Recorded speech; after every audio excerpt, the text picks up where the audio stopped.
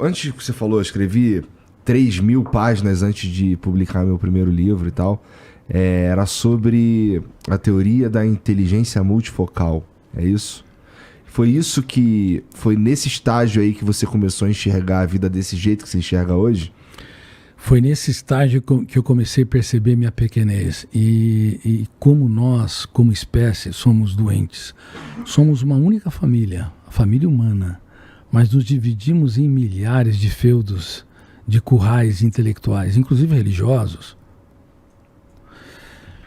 E foi nesse momento que eu percebi que eu não tenho pleno controle da minha mente. Neste momento eu percebi, espera um pouquinho, por que quando eu sou contrariado, ao invés de, como eu faço com o veículo, pegar a direção, o breque e me posicionar, por que eu reajo sem pensar? Que mecanismos são esses que faz com que pais perdem o controle quando contrariado pelos seus filhos, ou casais que prometem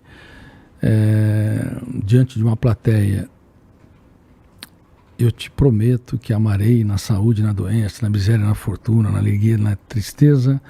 Por todos os dias eu minto que eu te amarei. Porque ninguém ama em todos os momentos. Então o que nos leva a muitas vezes perder o autocontrole? Aí, quando eu comecei a estudar o gatilho da memória, temos um gatilho que dispara, te faz você abrir milhares de janelas e você entende cada verbo que eu conjugo tempo espacialmente. Como é que você o faz em frações de segundo? Pensa um pouco, Igor. Nós estamos em São Paulo. Você conseguiria, de olhos vendados, sair daqui e encontrar o endereço de um amigo do outro lado da cidade? Absolutamente impossível. Impossível. Imagine você sem GPS, sem apoio, sem ninguém, sem esbarrar em nenhum obstáculo. Realmente impossível. Mas como é que você encontrou a palavra impossível? Se a cidade da memória é milhares de vezes, ou milhões de vezes mais complexa que a cidade de São Paulo. Quando eu comecei a entender isso, eu comecei a perceber humildade. Humildade quer dizer humus. Humus é a parte mais nutritiva da terra. São os primeiros 5 centímetros. Nós temos que ter humildade para nos reinventar, humildade para aprender com os nossos erros, para nos colocar no lugar dos outros, para perceber que mesmo uma pessoa com depressão, que perdeu o prazer de viver, não é um ser humano que quer matar a vida, ou quando pensa em suicídio, quer matar a sua dor, sua angústia, sua autopunição, ou uma pessoa com ataque de pânico, tem uma sensação súbita e urgente que vai morrer ou desmaiar, não é uma pessoa frágil, uma pessoa tão complexa que quando detona o gatilho, abre uma janela aqui, ele fecha o circuito da memória, 86 bilhões de células entram em estado de alerta, com trilhões de interconexões para preservar a vida. Então, quando eu comecei a perceber como a nossa espécie é complexa e como nossa educação é cartesiana, racionalista, bombardeia o córtex cerebral com milhões de dados, mas não nos ensina a pilotar a aeronave mental, não me ensina a me recolher e perguntar quem me ofendeu, por que me ofendeu. Não me ensina a impugnar cada pensamento perturbador. Sabe quanto tempo você tem para reciclar um pensamento que te machuca e te fere, para que ele não seja registrado e consequentemente não consiga mais ser deletado? Você tem 5 segundos e ninguém se fala sobre isso.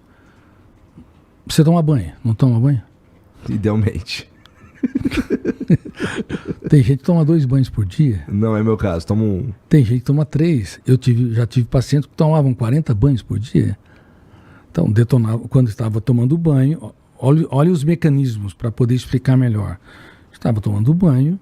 Quando estava tomando banho, detonava o primeiro copiloto. O gatilho disparava, abria janela saudável, light, sentia refrescado, a âncora se posicionava numa determinada região, não havia hiperfoco e o alto fluxo, o quarto fenômeno, lia e relia e vinha pensamentos saudáveis, gostosos, agradáveis na sua mente.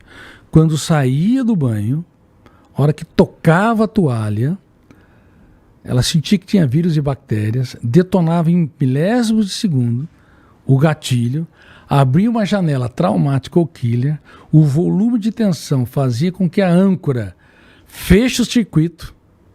Naquele momento, ao invés de ela ter autonomia, ela perdeu o autocontrole, perdeu a capacidade de ser líder de si mesmo. E era uma pessoa encantadora. Mas o nível de ansiedade era tão grande que o quarto copiloto, primeiro o gatilho, segundo janela Kira, terceiro a âncora, hiperfoco. Lembra, hiperfoco é um problema. Quarto, o alto fluxo, começa a ler e reler. Estou contaminada e posso ter risco de morrer, então ela tinha que voltar ao ritual compulsivo. Por isso, toque, transtorno obsessivo, os mecanismos mentais de ideias fixas, compulsivo é o comportamento. Aí então ela repetia até que o cérebro entrava no estado de esgotamento e ela ia dormir ou saía completamente combalida. Então, na mente humana, quando você entende que ela é multifocal e não unifocal, existem múltiplos fenômenos operando, você vai perceber que o eu não está sozinho pilotando a aeronave mental. Ele tem 4 copilotos importantes que te faz entender os estímulos de fora, mas pode conspirar contra o ser humano, levando a ser um escravo vivendo em sociedades livres. Nossa, isso assim, na verdade, para mim, funciona como uma boa leitura de como a mente humana opera por trás dos nossos olhos ali, né? Esse trabalho que você fez, que é da inteligência multifocal, ela é estudado hoje, não é? Hoje, meus alunos de programa mestrado e doutorado da USP. Da USP. Mas não apenas isso, tem muitas universidades que utilizam as obras, inclusive o programa de gestão da emoção online. E posso disponibilizar algumas aulas para vocês aí, entendeu? Na AGE Academia de Gestão da Emoção. E dezenas de milhares de alunos estão aprendendo essas ferramentas, que são ferramentas que desenvolvem a inteligência global, que promovem as relações saudáveis e previne também transtornos emocionais, que esse é o grande objetivo. O tratamento é caro, 1 em cada 2 pessoas tem ou vai desenvolver um transtorno psiquiátrico. Estamos falando em mais de 4 bilhões de seres humanos. Talvez nem 1% se trate, porque o tratamento é caro, porque as pessoas negam suas doenças, porque falta profissionais. Inclusive profissionais com experiências na área de psiquiatria e psicologia. Coach não pode tratar, hein? Isso é muito importante. Coach não pode tratar.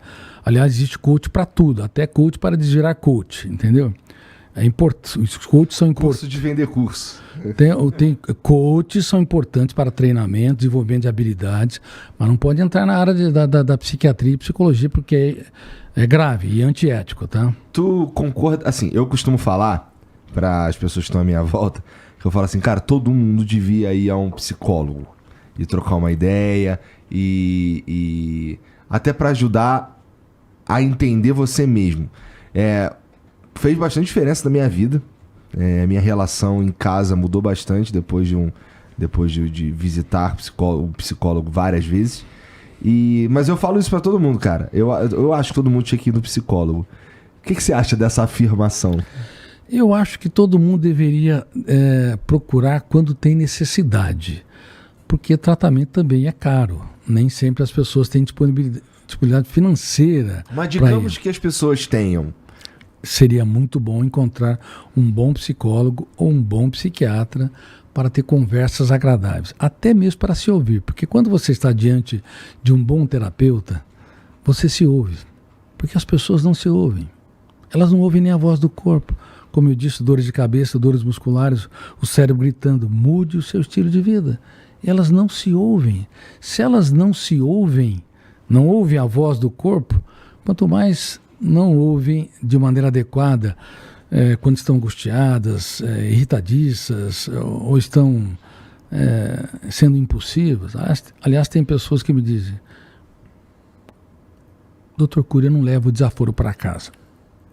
Claro, você é um desequilibrado.